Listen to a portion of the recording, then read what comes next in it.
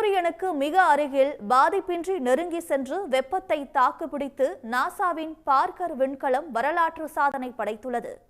சூரியனின் மேற்பரப்பை ஆய்வு செய்வதற்காக அமெரிக்க விண்வெளி ஆய்வு மையமான நாசா கடந்த 2018ஆம் ஆண்டு பார்க்கர் சோலார் புரோப் என்ற விண்கலத்தை விண்ணில் செலுத்தியது.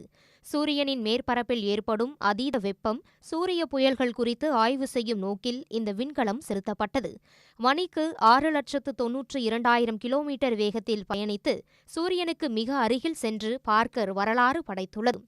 சூரிய மேற்பரப்பிலிருந்து 61 லட்சம் கிலோமீட்டர் தொலைவை டிசம்பர் 24 அன்று பார்க்கர் விண்கலம் கடந்து சென்றது. 1800 டிகிரி ஃபாரன்ஹீட் அதீத வெப்பநிலையை தாக்குப்பிடித்து தொடர்ந்து விண்கலம் பாதுகாப்பாக உள்ளதாக நாசா விஞ்ஞானிகள் தெரிவித்துள்ளனர். மனித வரலாற்றிலேயே சூரியனுக்கு மிக நெருக்கமாக சென்ற ஒரு பொருள் என்றால் இந்த விண்கலம்தான். விண்கலத்திலிருந்து கிடைத்த தரவுகளை ஆய்வு செய்து வருவதாக நாசா தெரிவித்துள்ளது. உடனுக்குடன் செய்திகளை தெரிந்து கொள்ள சன் நியூஸ் பெல் ஐகானை கிளிக் பண்ணுங்க.